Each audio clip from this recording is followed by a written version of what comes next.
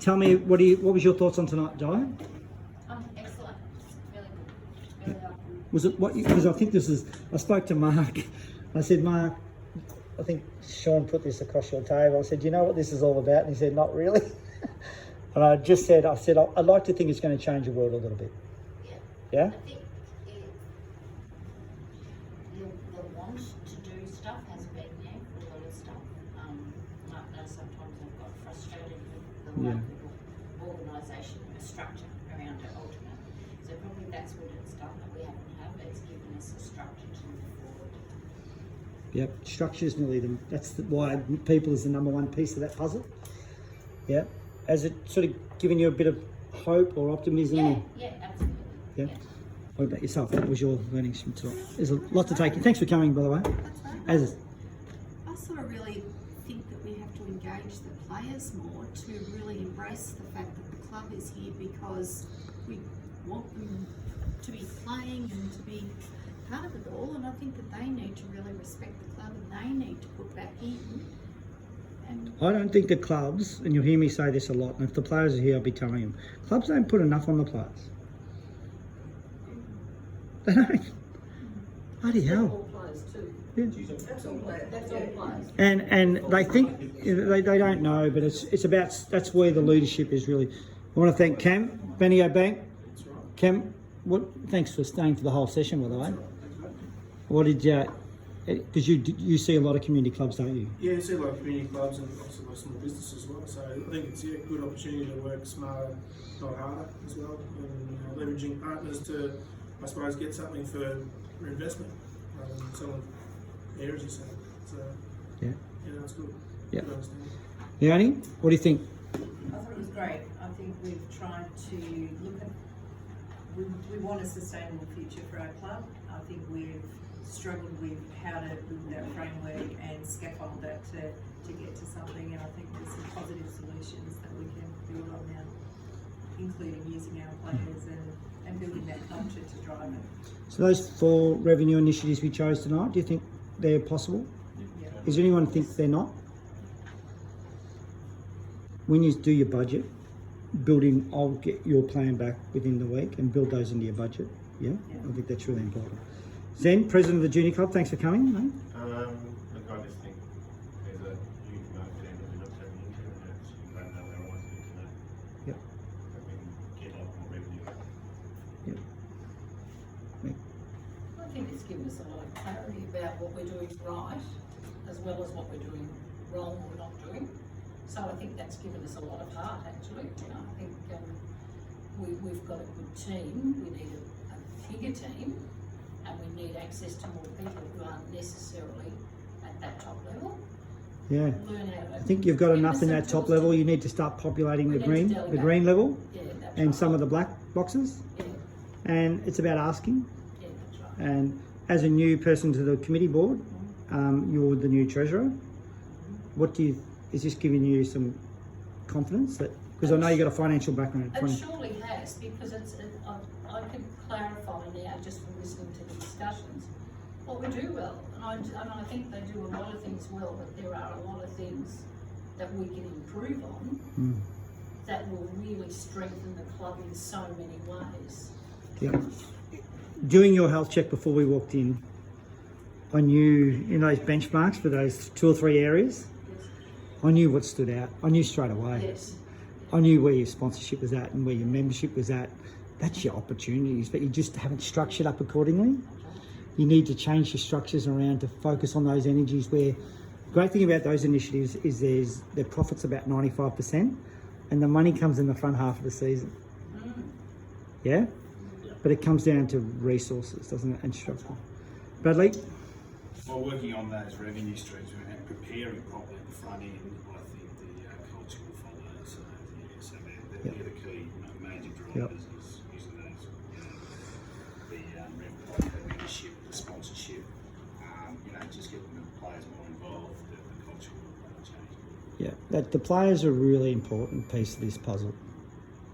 Don't underestimate the importance. 3 years ago, and not everyone was a fan, we got the players into the kicker team. They were never working in the kicker team. Yeah, so, okay. And if some people were a fan because they hadn't played footy, and so They're only there for 2 years now.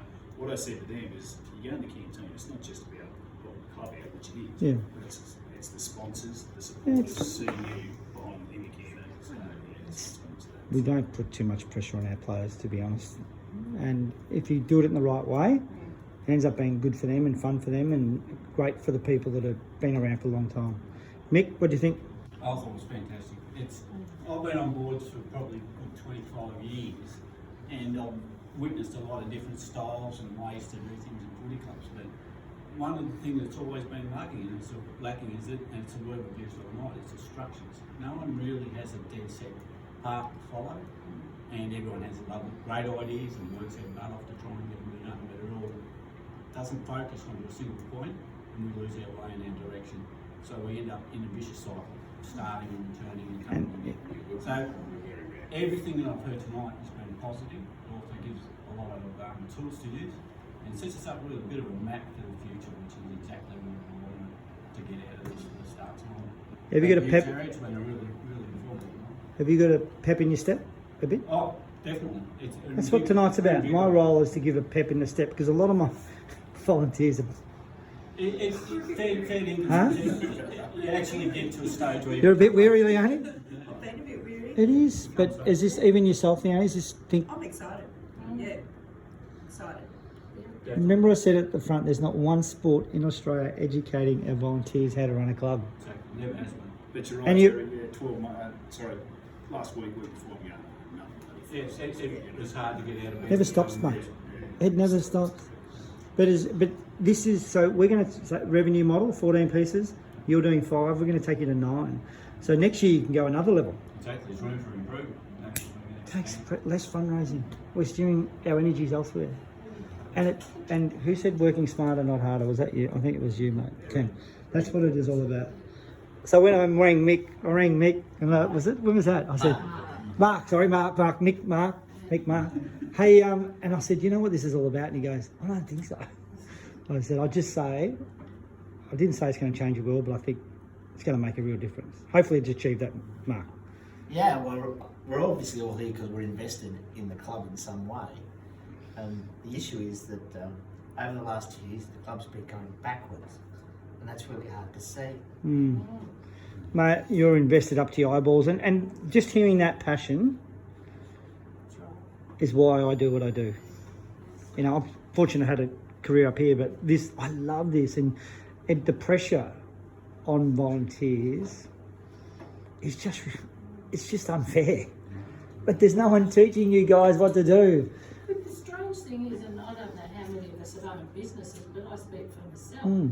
We've owned businesses, and what are the first thing you do is you put in a strategic plan and you put all these measures in, and our turnover, you know, I know my little business, the turnover wasn't as much as some of that. Yeah. And I'm investing all of 100%. all of this business. I see those figures in my trend. Yeah. Yeah. So Mark, is it because how long you been? You're life member here? How long you been here? 86. Is this giving you do you think this is possible, what we talked about tonight? Yeah, definitely. And that's the key, is let's building on this group, isn't it? And when you get it right, it's really enjoyable. We're in the process of organised disorganisation most of the year. For the simple reason that every task suddenly becomes important that week, that month. I'm hearing there's some organised people. And that's You've got to take advantage of the people around you, mate, because there's some really organised people around you.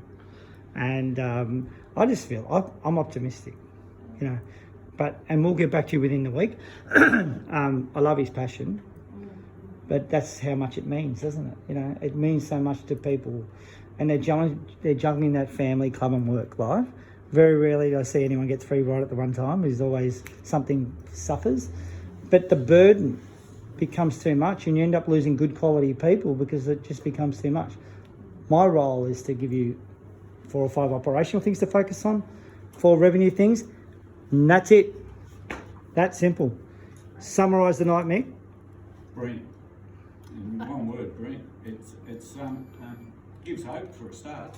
It's as you just explained. A lot of people burn out. It's hard to find new people to do it, but now there's a way forward, which is great. Good stuff.